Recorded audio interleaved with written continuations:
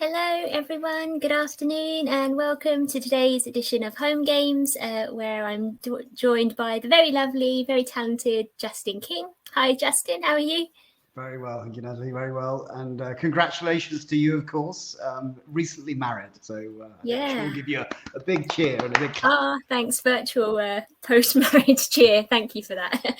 Yeah, I'm still kind of finding my way with everything. Like, you know, you take 2 weeks off and go and have a big life event, and then suddenly you forget how to do everything. So yeah, thank you for the congrats. That's very nice of you. So before I get you to kind of introduce yourself and say hello to everyone watching, I've got some bits to kind of run through, as is the normal way of these things. So I think generally people kind of know how this gig works now, but there's a chat down the side where you can kind of comment and post any questions for Justin should you have them, or just to kind of chip in generally. And then sometimes, because that chat gets a little bit noisy and sometimes it's a little bit off topic, if you want to bring it back and you want to bring me back and ask a question, there's the ask a question button down the bottom there. So that's it in terms of questions. Like, Justin's pretty good at like fielding most things that come his way, I think, so feel free to kind of jump in on everything and anything that I ask. And then what are the other things that I need to tell you? So the thing that we're kind of plugging this week is our sort of flagship State of the Nation survey, and that's where we kind of get a temperature gauge of kind of advisors and planners, what's happening in their businesses. And I guess this survey is probably going to be more different than most because we've got a lot to reflect on over the past 18 months and I guess the next 18. So if you do get a chance after this, if you could kind of click that link and fill that out, that would be great. It takes a bit of time, but the insight that we get is super valuable. So we would really appreciate you giving up your time to do that. And then the only other thing to say is that it always feels like I'm tempting fate when I do this, but we don't want you to have any technical audio visual difficulties. But if you do, there is a little button down the bottom which is conveniently called Get Audio Video Help. And if you kind of take that link and paste it into your browser and refresh, it kind of just like rejigs things and makes some magic tech happen. And hopefully that should sort you out if the is on your side. If the problem is on our side, we can't really do anything much about it, but we'll try and do our best and work through. And I say that all because in the hope that there will be no tech issues today. That's what we're hoping for. So I think that's everything that I needed to run through. I like how Nick Lincoln is saying, "You're not lovely or talented, he's okay," in quote marks. So high praise from Nick there. So yeah, we'll see. We'll prove how lovely or talented or not you are in the next 45 minutes or so. So do you want to maybe give a little brief kind of preamble? I think a few people on this know kind of who you are and what you do, but if you could give a little bit of insight into what you're about, that would be great. Yeah, so I'm the untalented Justin King. So I run a little firm called MFP Wealth Management based down in Butterford in Christchurch, Dorset. We've been going about 12 years now. It's quite a it's just a sensible little business, really. We serve about 70 families, kind of mostly in retirement. A few haven't got there yet, but mostly in retirement. Yeah, that's it. And I kind of life planning practice, I suppose, but we do quite a lot of coaching with clients and just trying to have great outcomes for people, as I'm sure most of the planners, or all of the planners listening to this, intend to do. Cool. Okay, cool. So it's quite hard, isn't it, when somebody says, "Tell us a little bit about yourself." It's like in an interview question, you go, "Oh, I don't know." But you do have a few like strings to your bow, and kind of I've been watching over, I guess, past few years, really, you kind of build this kind of brand around your kind of niche, which is retirement planning, and you've done it across all the channels. You've got the book, you've got the podcast, the Retirement Cafe, and then recently launched YouTube channel as well, I think. So I guess my first question would be, why bother? Why do all of that stuff? Why go to all of that trouble? And why is that important to you to be kind of talking to people in all those different kind of forums? I suppose the Retirement Cafe was born out of, taking a step back. So many years ago, I did a program with CEG in the States, and they said you've got to niche, as we say, or niche, as we say. Sorry, you've got to kind of specialize in a certain area. And I was like, well, I don't know what a niche at. But I just looked around my area that I was living in Christchurch and Dorset, and realised that we have the highest population of retirees in the UK. So to give a kind of a water-based analogy, I've gone fishing where the fish are, i.e. there's a big demand for retirement advice. So why don't I set out my stall to do that? Because, you know, if you're looking for that, then there's a lot of people looking for that in my local area. So that seems to be sensible. And then everything else kind of built off the back of that, I suppose. It was like, once I decided that's what I was going to do, is, okay, how do you position yourself as having some expertise in that area? Yeah, so that's where the kind of book came from, and then I got involved in Martin Bamford and his documentary, Boom. We co-wrote the book together, Ready, Steady, Retire, and then we started putting on these live events, these retirement cafe events, and in essence, they were seminars to try and attract attention, but it was about realizing that because we were serving so few people. That we wanted to get. I had access to lots of really great specialists, like, you know, good lawyers and good tax specialists and good people who understood stuff about care and things like that, and dementia and all those types of things. If we could put on a community event and attract anybody who wanted to come, they could come free of charge, and we'd just give out good information, and maybe off the back of that, one or two people might hire us or want to hire us. And that's where the live events came from. And then the podcast was born out of that. Yeah. And in the podcast, you're kind of talking to clients, is it? Business people? Who are you trying to reach with that? Again, I think it was about, the live events we were doing quite regularly. They were quite expensive, to be frankly honest. And it was to like, you, okay, rather than to the people attending. yeah, just to us, because it was, and it was not so much about the cost of the hotel or anything. It was just the time and effort to put on an event. So I was just like, okay, so is there a better way to do this? And then, you know, well, maybe the podcast is a way to do that. And then I could get access to lots of people with some really good specific information, and then that would be free for anyone to listen to. So I thought, yeah, well, this is quite a kind of good community basis thing. So all our clients do listen to it. We get a lot of feedback from our clients. So that's a really great thing, that our clients listen. I often get emails following an episode from them going, yeah, we enjoyed that, or they'll mention it in their meetings with us, what they enjoyed or who they listened to. But it seems to have expanded. You know, we have between 700 to 1,000 downloads a week now, and we don't have that many clients. So there's a lot. There is obviously a lot of people listening, which is great. Yeah, and then so why YouTube? Is that just because that was the bandwagon, or because I'm sure there was a good strategic reason behind it? You know, there is a little bit of kind of self-interest, that I actually like playing with kit and tech and things like that, and it just seems to be a natural kind of like, okay, well, why don't we're doing a lot of the stuff anyway, and we were recording the interviews, etc. Well, we might as well start sticking these on YouTube. Okay, and actually, it might be worthwhile starting to do a bit more stuff. And again, raising credibility, increasing awareness, and actually just sharing information. If people can make better decisions if they've listened to me and they've make a smarter decision off the back of it, then that's just a good thing. Yeah. And so, are you trying to kind of teach them principles about like tax relief and stuff, or are you just trying to sort of engage with maybe what's in the news, social care, and that kind of thing, or all of the above? It's all a bit brand new at the moment, Natalie, and I wouldn't say that. It would be lovely to say that we've got a really clear structure of what we're doing. We're kind of just going, okay, so what are the questions our clients are asking? And can we then take that information and go, or do we come across something and go, you know, people could do, we've just done a whole series on care, paying for care, working that out. And, you know, from a financial advisor's perspective, there's relatively limited aspects of help that we can give people, you know, with care, annuities, etc., and understanding the system.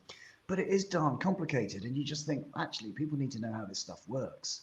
So there is a little bit of just kind of, this is socially good for people. This is useful. So it doesn't take too long for us to put a video out. So yeah, why not? And I learn a lot by doing it as well. Yeah. So tell me about the tech piece then, because you said you were into your tech and YouTube suits that, and I know you're kind of in the works with building a studio in the office. So how is that going, and where are you at with that, I guess? Yeah, I suppose. So we initially just did the little podcast with just audio, so that was relatively simple to do, and we were doing those kind of, on different platforms. I used something called Ecamm, but on Zoom initially. And then when we're face to face with people, you just take along your recorder and plug people in, and away you go. And then, of course, as we all went online last year, started doing more and more video calls with clients. I started kind of buying a bit of kit, and I got a camera here, and let's have a separate angle, and let's do this and do that, and that was all kind of good fun. And then so that was great. But I kind of moved into my meeting room, which is where I am now, to start doing it. And then the stuff kind of expanded, and I bought a new light and a new this and new that, and all of a sudden then clients, well, of course, want to come back and see us, which is fantastic. And like, oh my gosh, I've got to put all this kit somewhere. What am I going to do? So we've got kind of a main area that I'm sat in at the moment, and then we've got where all the work happens, or where all the staff are. And I've created just had built last weekend in there a new office for me with soundproofing, etc., etc. So I can in essence get on with my stuff without disturbing the rest of my colleagues. Yeah, no, that's good. And I think we talked before about the very, very important piece of equipment, which is the on-air light. So we'll see if you get one first or if I get one. But I think that's crucial. I'd love one of those. It's a great idea. And then so for the advisors and planners then who want to produce more video content, and perhaps off the back of last year and realizing that clients are actually quite happy with online consumption of content and all of that kind of thing, what do they do? Do they have to start chucking thousands of pounds at very kind of professional high-tech equipment, or is there a kind of an easier route into kind of producing good quality stuff, do you think? Yeah, I think there's two aspects of it. Obviously, it's a bit like I don't know. If you talk to a cyclist, they always need one bike and another one. There's always the N+1. Or like guitars. Or guitars or whatever it is. There's always something else we want, isn't there? So, and if it's for Nick, I'm sure it's just another hat.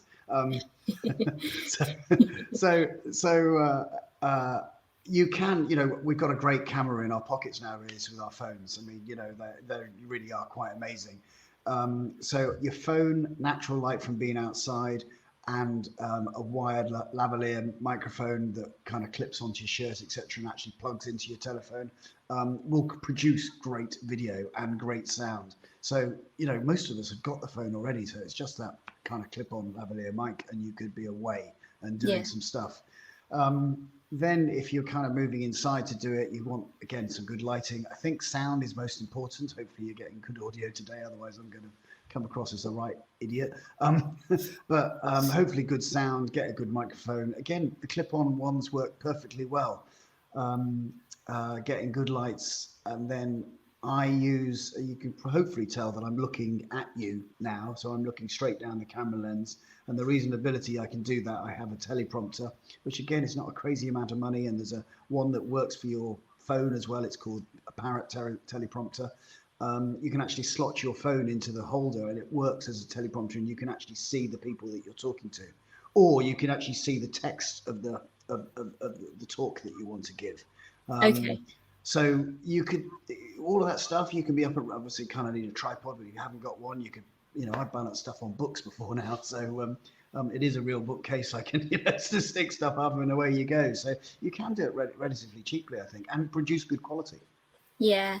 And do you think it's better to be just kind of out there talking to people, even if your setup isn't quite right? Or do you think you need to sort of get that in place first? How does that work? No, I think you've got to, in the words of kind of Seth Godin, you've got to ship your stuff. You've actually got to produce it. I think if we sit there looking for perfection all the time, well, I mean, if you look at me, it wouldn't happen. So nothing would go out. Yeah, get stuff out. And I think, but you can do things in slightly different ways. So just to give you a slight example, earlier this year we were doing a rebranding of of the firm and changing colours, and we were even thinking of changing the company name. And we went in, or Kathy, my wife, who kind of runs all the marketing,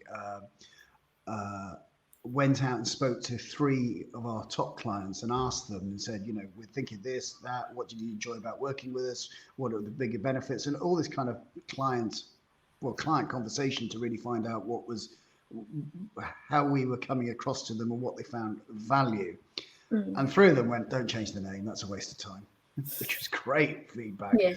And then they just gave us so much rich stuff as well about what it was that they got from us.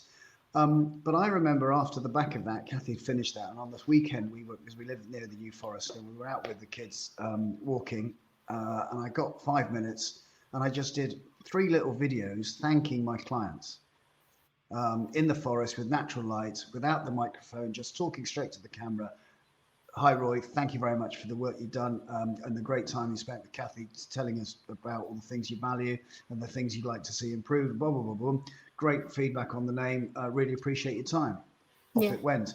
And I got a massive response. In fact, I got a new client inquiry off the back of that because they'd shown it to somebody else and went, look, this is our financial advisor. This is how he communicates with us. And we got a new prospect calling. And this lady just went, I really liked it. It was genuine, it was honest, and it was done. It was just done in a communication way, So it's a useful.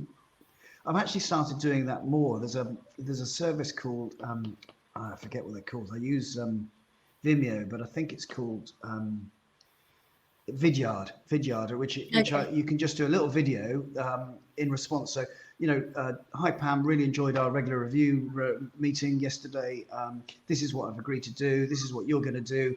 I look forward to speaking with you, a week Tuesday type of thing. Yeah. And I can do that much quicker and with much more feeling and intonation, I suppose, than an email. It's just the way I work, I suppose, and I'm sure most advisors are pretty good with explaining to clients what they're going to do and how they're going to do it and when they're going to do it. And I just get that on a little video and off it goes to them. And you even find out from that service when they clicked it, if they listened to it, etc. So it's that maybe that is a way to get more comfortable doing video, just one-on-one. Yeah. And then so what if people are nervous about video or think it's not for them? Well, it doesn't have to be for them. I mean, we've worked perfectly well all these years without it. So you don't need to get sucked into something. We're not all going to start getting on TikTok. Thank goodness, probably in my case. Well, you'll be competing with Dogecoin anyway, so it's probably not the place for most of us. But I'm not saying you need to do it. I'm just saying it's just another way of doing it. So if it's for you, great. If it's not, say what? Don't worry about it. Their clients aren't going to hire or fire you on the basis of some dark video. Yeah, no, I understand. Cool. Right, so Ben has asked a question. So thanks for that, Ben. And it's about intergenerational wealth transfer. But I'm going to just park that for a bit because I had some of my own questions, and then I'll come back to that, Ben, if that's okay. So I guess in that little kind of preview, then you kind of talk quite a lot about marketing, and it seems quite close to your heart and important to you guys as a business. And I know that when we've spoken previously, you're very kind of passionate about telling stories and kind of moving beyond the usual kind of client testimonials where, Mr. and Mrs. X say, Justin helped me with my pension or whatever. I'm sure they wouldn't say that anyway, but you know what I mean? That kind of, they can be quite bland if not done well, those kind of client testimonials. So how do you think they can be done better, or how are you maybe trying to do them better? So I think what we need to do is we need to go to the clients and kind of coach them in the testimonial, not telling them what to say, but asking them some really good questions. First of all, you've got to go, if we take a step back, what's the purpose of a testimonial? Well, it's probably to build trust. when a prospective person goes, right, okay, let's say I need a dentist, and I read on the dentist, this person says it's a fantastic dentistry service, and call my dentist, he's called Dan. Dentist Dan is a fantastic chap and always treats me very kindly. That's kind of all right, and that's what you see a lot of. But actually, wouldn't it be much better if we had? I had 3 teeth knocked out by a hockey ball one Saturday afternoon. In an emergency, I called up the closest dentist to me that I could go to, and the service I got, and he reconstructed my face, and he did this and he did that, and it was just an amazing. There's a whole story to that, which is much more interesting than, oh, he's a lovely chap, dentist Dan, he's a really nice guy, etc. It's like, well, of course he is. He's a dentist. It's a bit like, you've got to be a personable chap, hopefully, to be in this business. I mean, otherwise you're not going to survive. Or chapess. Or chap, yeah, absolutely. So collective kind of, people. You've got to be. Therefore, when people hit your website or they get a testimonial, get them to actually get your clients to actually tell them what the pain point was in the first place. So I was really struggling with understanding my pension. Mm-hmm. I'd had it for 20 years and I had no idea how it worked. And all of a sudden I realized that I was 5 to 10 years off retiring. I reached out to Justin, and not only did he lead me through the process, at the end of it, I understood where it was invested, how much I was paying, and what it was likely to provide me as a future income in my retirement, alongside my state pension and my other savings. Okay, yeah, well, hopefully another prospective client would identify with that story and go, yeah, that sounds a bit like me. If that was someone you wanted to attract, of course, there's no point putting up stories that you don't want to attract. But if you want your tribe to identify with the types of problems that they're going to suffer, you want to explain that, that you work with these types of clients and these are the types of problems that they have. And if you can get the clients to put it in their own language, not yours or some marketing guru's language, etc., but their own language, I think the authenticity of that comes across in the copy. Yeah. Well, I think when we spoke before, you gave some brilliant examples of clients that you've helped, and I think it's quite difficult sometimes for maybe firms to identify, well, what are the stories that stand out? What are the kinds of really emotional, heart-wrenching stories that I need to be putting out there? But it doesn't have to be that, does it? It can be the usual, I helped someone say they had enough, I helped someone give to family and through the generations, and all of that kind of thing is the kind of stuff you're talking about, I think, isn't it? Absolutely. And if we bring in real people, I think I talked to you about, we had an inquiry for a care annuity, and basically there was a grandmother in care, son was acting as power of attorney, granddaughter wanted to buy for a new home. So grandma wanted to give some money as a deposit for her granddaughter to buy her first house. And therefore the son approached me and said, can we buy an annuity? How can we do this? And I said, well, we could look at a care annuity that basically secures the care for your mum for the rest of her life, which will give her the peace of mind to provide a deposit for your granddaughter's house, for her home. Well, all of a sudden, and that was the plan that came together. Well, that's a lovely story, isn't it? It's not just like, oh, we can do care annuities, and this is how we do it. Yeah. Oh, okay, but what's the impact of that? What does it actually do? Well, the story here was that grandma felt fantastic that she'd helped her granddaughter get on the property ladder. The son felt really happy that he knew that the care fees were in essence insured for the rest of his mum's life. That gave him peace of mind. And he saw his daughter get on the housing ladder.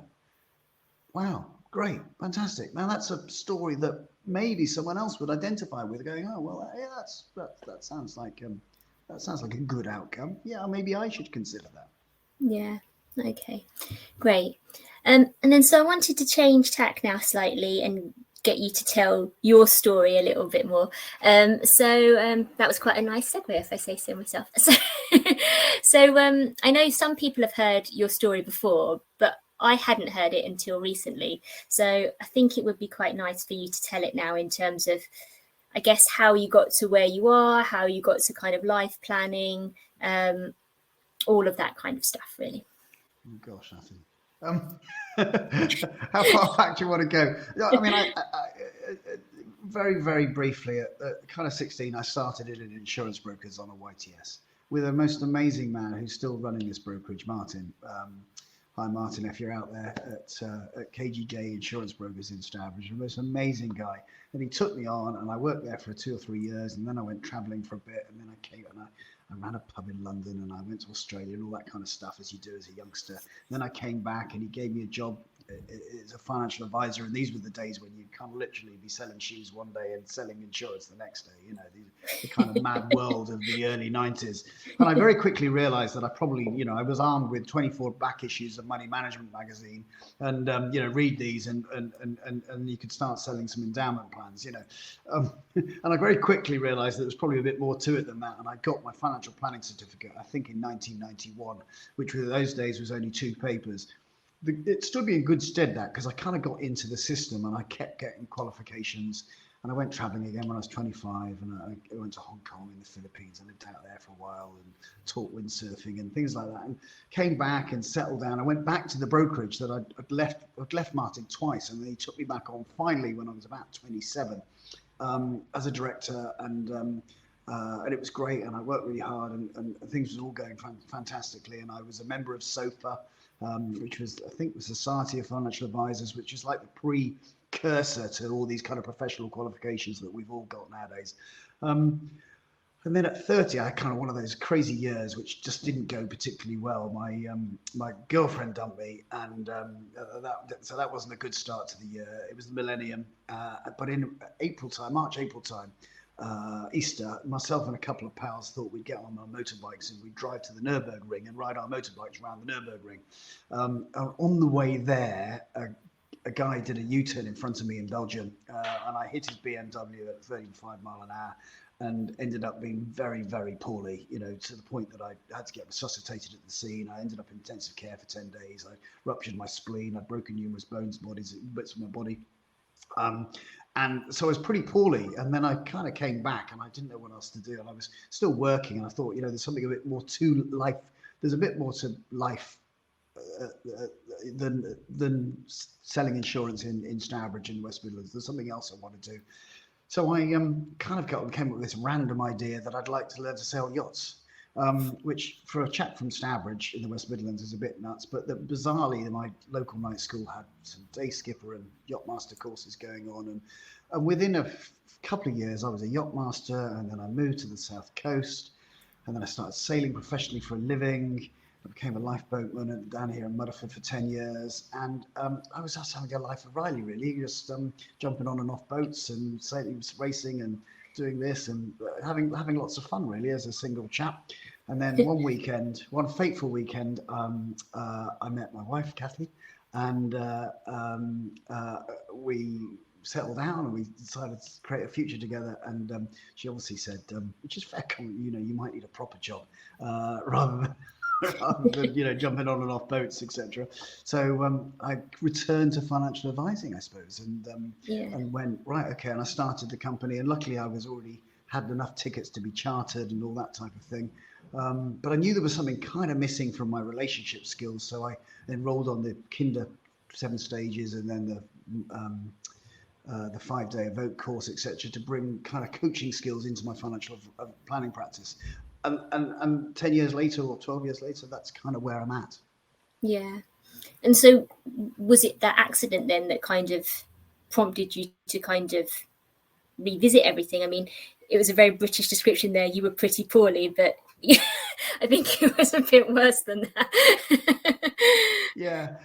I think I had, you know, that kind of awakening moment of suddenly that guy, oh gosh, you know, life's precious. Life can, you know, disappear in an instant. And therefore I had that kind of real key moment of going, okay, so what's important? And for me at that time, I realized that what I was doing was not fulfilling me. and I just wanted to go and explore something else, go and learn something else, maybe travel, maybe meet people, have more adventures, I suppose. So I moved town and moved career, I suppose, for 10 years. Yeah. Yeah. So it was key. So yes, it allowed me to just kind of do a bit of navel gazing and reassess who I was and what did I want to do and Yeah. achieve. And I guess when you've had an experience like that, it's sort of not really surprising then that you end up kind of in the life planning route and then kind of persuading other people of that life is precious, let's make the most of it type thing. Yeah, yeah, and I've mentioned this to you before, and you know, I've had a quite a family bereavement in the last 12 months. You know, a year ago, my sister sadly fell down the stairs in a Tudor property, and banged her head on the stairs and died. I'm 53, so sorry. 53, and just gone. And you know, it just again illustrates, doesn't it, how precious and how quickly life can disappear in a whim. And you know, I honestly do believe that she was living a fulfilled life. She had a small holding, she had a lovely husband, you know, and he was a fantastic guy, and you know, caring for animals. And she'd left a corporate life in London, and where she'd been an MD of a fashion company, and she'd set up her existence like that. And she was following her passions. And I'm just, I suppose the life planning thing is all about just making sure, just helping people, just maybe sometimes discover what's truly important to them, and then helping them strategize to achieve those things that are really important to them, so that they can live a life, hopefully, like my sister, maybe to the point, if we could have this conversation now, that she would just go, do you know what? Up until that point, I had done everything that I wanted to do. Yeah. Because we don't know when it's gone. We don't know, you know. I have this little thing at the moment. I've got a 10 and a 12-year-old daughters, and you know, my 12-year-old, I still read a story to her, and my 10-year-old, I still read a story to her in the evening, and I know that one night soon it's going to be the last time. One night soon she's going to go, I don't read a story. I don't really fancy it, Dad. Yeah, You know, yeah. and yeah, I don't know when that's going to be, but it will be the last time, won't it? I've already done lots of the last things. You know, Mm-mm. I've already probably done the last time I'm meeting her off the bus, because she's now going, look, can I just let myself in? You Yeah, know, yeah, these yeah. and so all these moments are just drifting away. So we've just got to make sure that we're present, and we're with them, and we don't look too far in the future. Just embrace what's going on today, but have some Yeah, kind of plan to make sure that the things that nourish and fulfill us are in our lives. yeah, And if there are phone calls that you want to make to someone that you love, or some friends that you need to see, or something in your life you think, I'm going to get around to doing that, please do it. yeah. Yeah, because I was going to chat to you actually about kind of the whole goal setting thing with clients actually, and thank you for that story. That's, even though like you mentioned it to me before, I still so sorry for your loss, and thank you for sharing it. And the thing about goals, I think that you said to me, which I thought was great, was that you don't need to have a big goal as a client or as a person. You know, I think so. I think sometimes in like the business development circles, like Brett Davidson and things, he talks about big, hairy, audacious goals, doesn't he, for your business? And I can completely get that you should kind of have a target point for where you're aiming and then the steps to get there. But I thought what you said was quite nice about for clients, maybe when you ask them those big, you know, deep questions, they feel like they should have big, deep answers. But I think your thinking is that's not necessarily the case. I don't, you know, sometimes it is the case. I was talking to talking to a financial advisor earlier who I coach, and he was talking about sometimes the clients kind of going, you know, I'm not really sure what I'm supposed to answer with these questions. I'm not really sure what to say.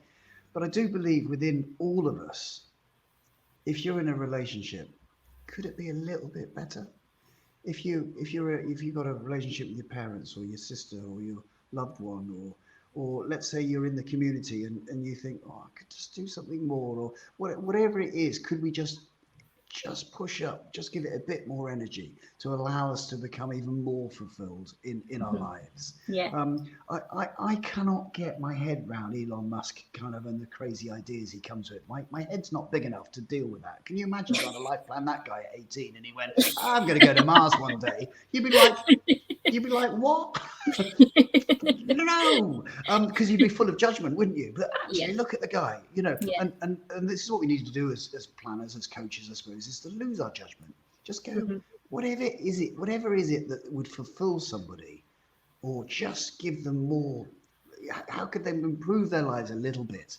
And that's not probably about more money in the bank, except more money in the bank might fuel what they want to do and what they want to achieve. But yeah, no, it doesn't. Often it's community, often it's spiritual, often it's family, often it's relationships, often it's art, it's music. These are the things that people go, you know what?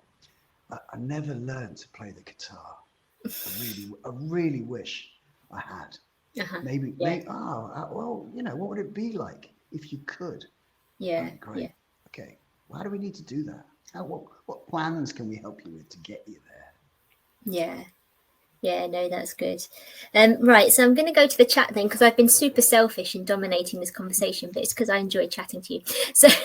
So we have a comment from Vicky Conway. I think maybe you might know her as Vicky I know Perry. Vicky. And Yeah, she yeah. says, good afternoon from sunny Stourbridge. It's good to see you. Lovely. And then I'll come back to Ben, who's been waiting patiently for me to ask his question, which was just around intergenerational wealth transfer. I got it right that time. And how you're positioning MFP for that, given that most of your clients, I think, in fact, all of your clients are sort of at or near retirement planning stage. So what do you think about that? Great question. And you know what? I don't worry about it because I'm not really building a business to sell. I think I'm going to do this forever, and maybe as my clients wither, then I'll just wither with it. And I just enjoy serving them, and I'm not worried about the intergenerational. I'm not worried about getting that money getting on to the next family. You know what? The next generation are probably massively indebted. There may be 3 or 4 kids, and the estate will be split numerous ways. They'll pay off their mortgages and maybe they'll start saving themselves. If I can help them in that process, then fantastic. But I'm not so worried about, you know, I've lost a big account or what have you. It is just what it is. It's just serve people well. Yeah. No, that's good. And then, so you mentioned the work that you do in terms of coaching. So I guess some of that feeds off of the fact that you're kind of a trainer with the Kinder Institute, but some of that I think is probably quite distinct in terms of the coaching work that you're doing with advisors and planners. So could you maybe tell me about, I guess, the kind of challenges that people are coming to you with, and perhaps whether they have changed over time at all? Yeah, so I obviously do some coaching for the Kinder Institute, which is basically helping people go through their mentorship program once they've completed their kind of 2-day and 5-day course. Yeah. And I do that alongside Kathy, my wife. She does all the kind of written feedback and etc. on people's case studies, and then I do the verbal coaching in essence. And I'm really looking to see what people's challenges are, maybe around that. But sometimes it's awful lot of it. A lot of it is, well, how do I market this service, or how do I move these conversations, you know, in that direction with clients when I'm, you know, little experienced at it, or you know, what is the challenge with your own practice? Is it that you've got too many clients? Is it that you've got too many clients in the wrong area? Is it because you haven't specialized, or you don't know exactly who your target market is? And I'm just trying to help, I suppose. I'm kind of helping, I suppose, like Brett does, and all these other kind of consultants. I think the thing I probably bring to the table is I am actually doing the business. This is I'm a true financial planner. You know, we were the first firm to get a British standard in financial planning. We do a lot of marketing. I understand that. We have a small amount of clients, so I have a lot of free time. Yeah, so you know, I get people ask me anything. I mean, it really could be anything. I mean, it's just me kind of I'm just kind of going, this is how we do it. Doesn't mean that's right for you. And now I'll ask some good questions about trying to understand and unpick what someone is trying to achieve with their financial advisory business. Yeah. And so what are the kind of questions people are coming to you with just now? Is it to do with tech and processes, or is it to do with personal development, or are you getting any kind of, I guess, off the back of the pandemic related questions? You know, everyone's so different, and I don't have enough advisors that I coach to really give a, you know, everyone's so individual about what they're trying to achieve in their lives. The one common denominator I do come across is that people have got big books of business. They've got a lot of clients, and that causes all types of problems. Is because they're trying to renew, regular meet so many people that unless you've got really strong back office systems and processes, it's really hard for an advisor to deal with. I often see people trying to deal with 200-300 clients, and it's like, I have no idea how you could do that. Yeah. Or do that well, at least. Yeah, I guess that's quite a hard thing though, isn't it? I think when I've had conversation with people around this, it's like the impetus is when you're growing your business is to do that, is to bring in people through the door and get them signed up and get them on a kind of retainer and deliver that ongoing service and stuff. But yeah, over the past few years, I think there is kind of a realization that perhaps maybe people stretch themselves too thinly, or they're not giving the actual service that they wanted to give when they launched. But those are quite kind of difficult conversations to have, I think, with yourself, let alone with clients, aren't they? Yeah, because we're helping people. We want to help people. Advisors do. I don't believe this kind of, you know, this stigma that we have about trying to sell lots of stuff. I think that the genuine within people is that we want to help people get from A to B.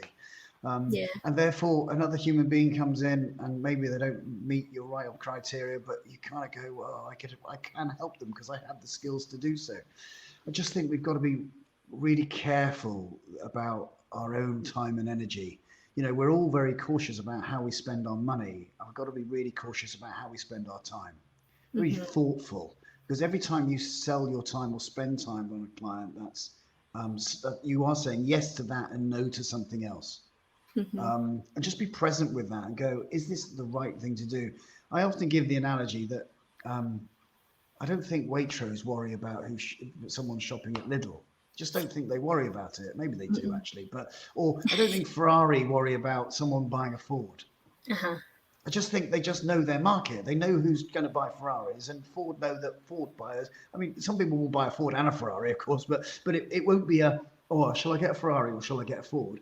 They're just different. They're just different animals. Yeah. They're different things. Therefore, work out who do you really want to serve, who do you really enjoy, who do you get really enthused by working with, and just work with them. You've only got so much energy and time left on this planet. Just be conscious of who you're going to spend that time with, and let the others go kindly, with compassion, with empathy, and help them get to where they want to get to. There will be an advisory service that will work with people like them. Yeah, it's so hard though, isn't it? And I think different firms have come up with different good ways of doing it, but that whole kind of piece of we're not catering to clients like you anymore, like, can land quite hard, like, especially if it's kind of phrased in a, you know, we're dealing with wealthier clients now. I mean, I don't think anybody would be as crass as to say that, but that can be how it lands, isn't it? So is there a way to do that kindly, like you say, to do it delicately? Yeah, I think so. I think there's lots of different ways. You can maybe just increase your fee and just say, look, this is the fee that we need to work with to people like you. And some people may choose to pay it. Yeah. And that's fine, because they're making a really clear and concise and obvious choice. Change the service level. Go, look, let's cut off all this renewal and trail and all the rest of it, and just call me up when you need me, and it's an hourly rate. Yeah. You know, you can mix and match so many different ways of doing it. We have real freedom of how we charge. Yeah. And some people may be fine going, you know, I've got plenty of people I've suggested that there's a really big mutual fund manager out there who's got a direct to consumer ISA that is very low cost, and can I just teach you about passive investments for a moment? And I'll let you maybe go and make a selection. Yeah. And So yeah, that all makes sense. Thank you. And I think I lost my train of thought just there with comments coming in. But I think what I was going to say was, is it helpful to have perhaps a referral relationship in place? So if you've come across a firm that its proposition is around different types of clients to you, I guess that helps with the transition rather than a kick up the bum and see you later kind of thing. I think so. And, you know, there's the next gen planners guys, who lots of people starting businesses, getting infused, getting client banks, want to help, etc., move things on, different propositions. There's a lot of opportunity rather than just kind of cutting people loose. Yeah. Yeah. So it just needs a bit of thought, really. But just be conscious that all these people that you're probably not getting paid correctly for, and it's causing you a headache, and you're being run ragged. It's sucking a lot of energy away from your quality of life, and we've all got a restricted amount of life left. We never know how long it's going to be. I know for that. Yeah. Well, George has kind of put it quite nicely here. He says, someone very famous once retorted that the art of a gentleman is to be able to tell someone to go to hell and make the recipient believe he's going to enjoy the trip there, which is quite nice. And Neil was saying that, I don't know what he was saying this in relation to, but he said very well said in life as well as in business. But I think that's in terms of your attitude to seizing the day and life and time and getting the measure of it. And I think that's kind of been really helpful this session, actually, in terms of how you've got that across. So thank you for that. So I might just leave it there unless anyone else wants to come in with a last minute question, or if there was anything else you wanted to talk about, Justin. I mean, I don't know what you think about in terms of the future of retirement and life planning, and where do you see that going? Will it change from where we are? Do you think life planning will become more mainstream? You know, I think retirement as we know it today is probably on its last legs. People haven't got the savings. Some people have. Also, I'm not convinced that we need to retire or should retire. The people I find, clients who are really happy, are still engaged in something, still very, very engaged in something. And maybe that's charitable, maybe that's not actually, but it isn't this sitting in a deck chair and just cruising.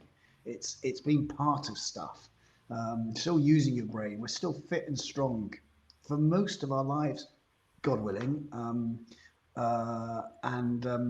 You know, if you can be, then you don't need to suddenly reach a cliff edge and go, I've got to retire. And in fact, if that is the case, you're probably in the wrong job. We need a bit of life planning before you get to that point to make sure you're in fulfilling work.